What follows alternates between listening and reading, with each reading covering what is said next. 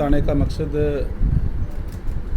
समाज के लोगों से मिलने के लिए और उनको निमंत्रण देने के लिए कि 20 जुलाई को महाराजा दक्ष जयंती हिसार के अंदर मनाई जा रही है स्टेट की तरफ से, जिसमें मुख्य अतिथि माननीय मुख्यमंत्री नायब सैनी जी होंगे और उसी के लिए निमंत्रण देने के लिए यहाँ पानीपत पहुँचा हूँ। और इस बार ये पहली बार जो दक्ष जयंती है, महाराजा दक्ष जयंती स्टेट की तरफ से मनाई जा रही है।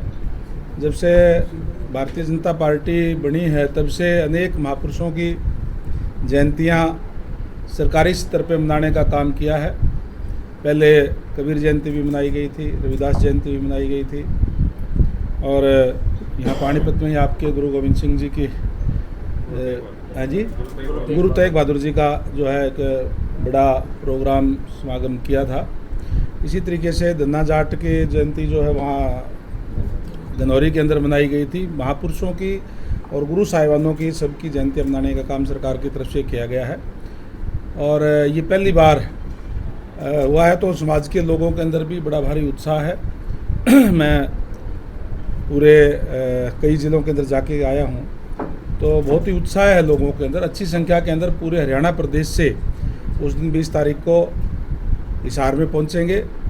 और जिस तरीके से आदरणीय हमारे मुख्यमंत्री नायब सैनी जी हर वर्ग का साथ लेकर के चल रहे हैं, हर वर्ग के लिए नई नई घोषणाएं भी कर रहे हैं और विशेष रूप से जो बैकवर्ड क्लास है उसकी जो पुरानी मांग थी कि क्रीमी की आय सीमा 8 लाख की जाए केंद्र की तर्ज पे, यहाँ हरियाणा के अंदर 6 लाख थी और उसमें एग्रीकल्चर और सैलरी की इनकम ना जोड़ी जाए, ये डिमांड बैकवर्ड क्लास की ओबीसी की पुराने समय से थी। और इसके साथ साथ जो पूर्व की सरकार है, खासकर भारतीय जनता पार्टी से पहले 10 साल तक कांग्रेस का राज रहा, भूपेंद्र सिंह हुड्डा जी के नेतृत्व के अंदर उनके मुख्यमंत्री काल के दौरान जो सबसे ज़्यादा अगर अन्याय किसी के साथ हुआ तो वो ओबीसी के साथ हुआ, क्योंकि उनके राज के अंदर जो नौकरियां हैं या तो पैसे से मिलती थी और या फिर जो अपने अपने लोग हैं उनको सिफारिशों से मिलती थी। इसलिए जो खासकर जो ओबीसी के लोग हैं उनकी ना तो इतनी सिफारिश होती, वो हाथ से काम करने वाले लोग होते हैं सारे, ना ही उनके इतनी सिफारिश होती, ना पैसा होता। तो इसलिए मान लो ओबीसी के अंदर कोई 30 वैकेंसीज निकली तो 5-7 लेकर के और बाकी बैकलॉग छोड़ दिया जाता था। नीचे ये लिख दिया जाता था कि योग्य उम्मीदवार ना मिलने के कारण ये पद रिक्त छोड़े जाते हैं, तो बैकलॉग रह जाता था। मैं धन्यवाद करना चाहूँगा माननीय मुख्यमंत्री महोदय का, जिन्होंने 23 जून को गुड़गांव के अंदर मीटिंग बुला करके और ये घोषणा की उन्होंने कि जहाँ हम क्रीमी की आय सीमा 6 से 8 कर रहे हैं, उसके अंदर केंद्र की तर्ज पे एग्रीकल्चर इनकम और जो सैलरी की इनकम है वो भी नहीं जोड़ी जाएगी। वहीं जो पीछे अन्याय हुआ है, जो बैकलॉग बचा हुआ है, उस बैकलॉग को भी जल्दी नई भर्तियां निकाल करके पूरा करने का काम करेंगे, ताकि जो ओबीसी के साथ, एससी के साथ जो पहले अन्याय हुआ है उसकी भरपाई करने का काम भी करेंगे। और 27% आरक्षण जो हमारा HKRN की भर्ती है उसके अंदर भी ओबीसी को दिया जाएगा। ये तमाम घोषणाएं की हैं, तो इससे भी क्योंकि प्रजापति समाज भी बैकवर्ड समाज में आता है, ओबीसी के अंदर आता है, तो उत्साह है। जहां हम 20 तारीख को महाराजा दक्ष की जयंती बनाएंगे, वहीं माननीय मुख्यमंत्री महोदय का इस बात के लिए धन्यवाद भी करेंगे कि उन्होंने ये तमाम जो पुरानी मांगे हैं वो मानने का काम किया है और जिस तरीके से हर वर्ग को साथ लेकर के चल रहे हैं। निश्चित रूप से आने वाले समय के अंदर जल्दी विधानसभा चुनाव होने वाले हैं अक्टूबर के अंदर। मैं समझता हूं कि आज हर वर्ग भारतीय जनता पार्टी के साथ है और एक बार फिर से आदरणीय नायब सैनी जी के नेतृत्व के अंदर भारतीय जनता पार्टी की सरकार पूर्ण बहुमत की सरकार बनेगी। पिछली बार तो कुछ कमी रह गई थी, इस बार पूर्ण बहुमत की सरकार हम एक बार फिर से, जिस तरीके से केंद्र के अंदर अभी भारतीय जनता पार्टी की सरकार लगातार तीसरी बार बनी है, हरियाणा के अंदर भी भारतीय जनता पार्टी की सरकार बनेगी। सर जब से नायब सैनी जी बने हैं मुख्यमंत्री, आपने एक चीज़ देखी होगी कि हरियाणा में अपराध जो है, क्राइम का ग्राफ लगातार बढ़ता जा रहा है। आज सोनीपत में सरेआम गोलियां मार दी गई, फिरोतियाँ हिसार में व्यापारियों ने बंद कर दिया, इस पर काबू नहीं पाया जा रहा। देखिए, ये बात ठीक है, ये निंदनीय घटना है बहुत ही, मैं इसकी कड़े शब्दों के अंदर निंदा भी करता हूँ। और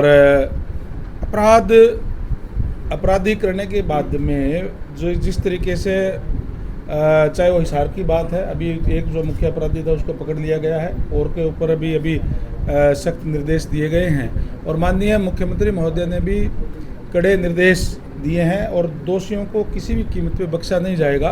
ये ठीक है कि जो अपराध जो करता है, अपराध करके और उसके ऊपर जो उसको राउंड अप करना, उसको सख्त सज़ा दिलाना सरकार का काम है। निश्चित रूप से उनके खिलाफ कड़े कदम भी उठाएंगे और आगे भी, जैसे माननीय मुख्यमंत्री महोदय ने कहा है कि कड़े कदम उठाए जाएंगे ताकि इस तरह की घटनाओं की पुनरावृत्ति ना हो।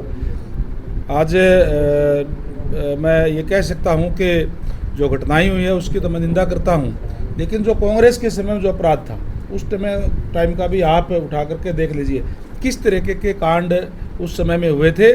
वो उससे हमने काफ़ी सुधार करने का काम किया है। ये जो घटनाएं हुई है इसके ऊपर भी सख्त एक्शन जो है सरकार की तरफ से लिया जाएगा। सर, अभय चौटाला ने प्रेस कॉन्फ्रेंस की है बसपा गठबंधन में, उन्होंने कहा है कि हरियाणा में जो है इनेलो की सरकार बनाएंगे और बीजेपी का सपना साफ करेंगे, इस पर आप क्या कहना?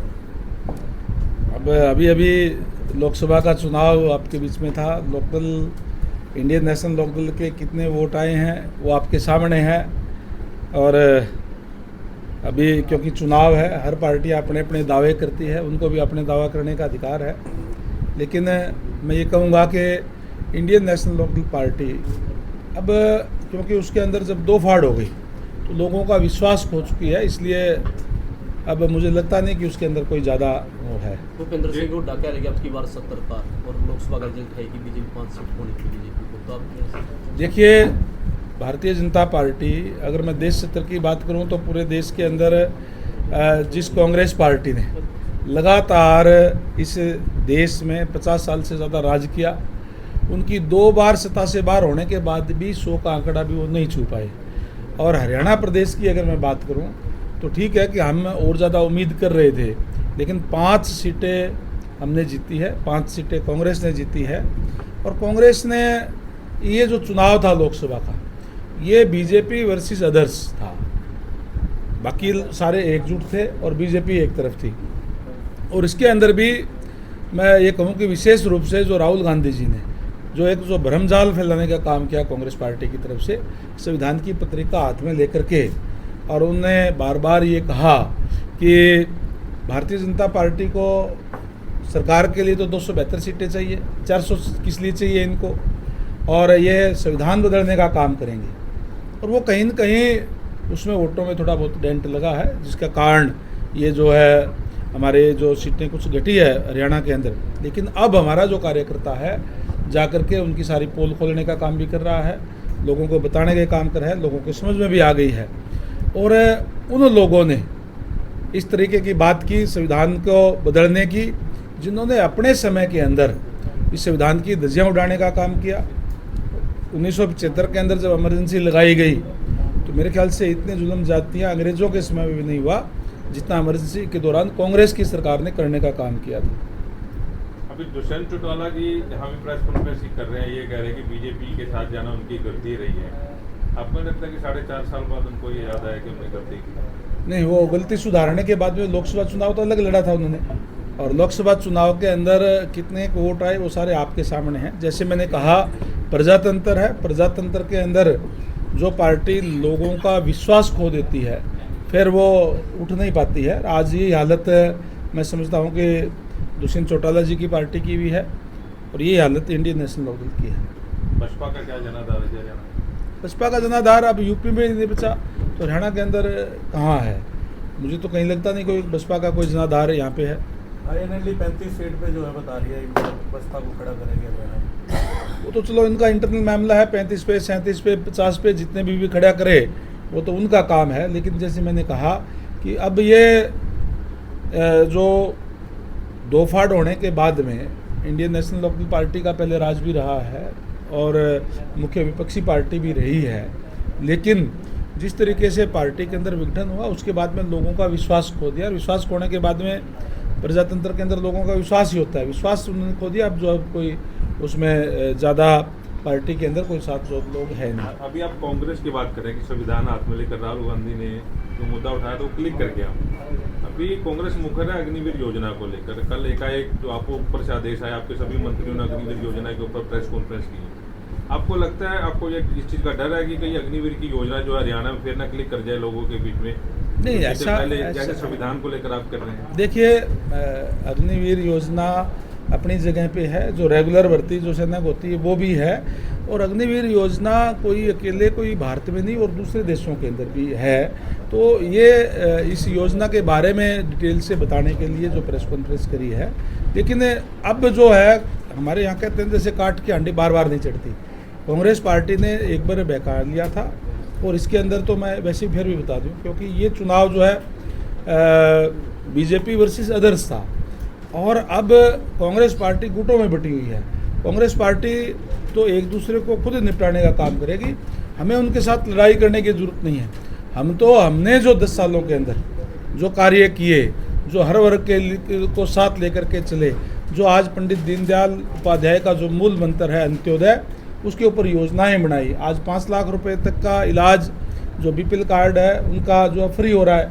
आज पूरे देश के अंदर 1,20,000 रुपये बीपीएल कार्ड की आय सीमा है सालाना, लेकिन हरियाणा प्रदेश के ने हरियाणा सरकार ने अपने खजाने से पैसे दे करके और उसकी आय सीमा 1,80,000 रुपये करने का काम किया, और 1,80,000 जिसकी इनकम है उसके चिरायु हरियाणा के नाम से जो है हेल्थ कार्ड बनता है, जिससे 5 लाख रुपए तक का प्राइवेट हॉस्पिटलों के अंदर भी इलाज फ्री करवा रहे हैं। और इसी तरीके से चाहे वो कोरोना काल के से लेकर के अब तक जो है बीपीएल कार्ड के लोगों को अनाज मुहैया कराने की बात है, ये तमाम सुविधाएं देने का काम हमारी पार्टी ने किया है। किसानों की भी अगर मैं बात करूं तो 1, 2, 3 नहीं बल्कि 14 फसलों पर हमने एमएसपी देने का काम किया। हरियाणा एकमात्र राज्य ऐसा है जिसने 14 फसलों पर एमएसपी देने का काम किया है, और जो फसलें सरकार नहीं खरीदती उस पर भावांतर भरपाई दे करके उनको किसानों की भरपाई करने का काम करी है। तो ये तमाम चीज़ें हैं। अब जो नौकरी की बात ले लीजिए,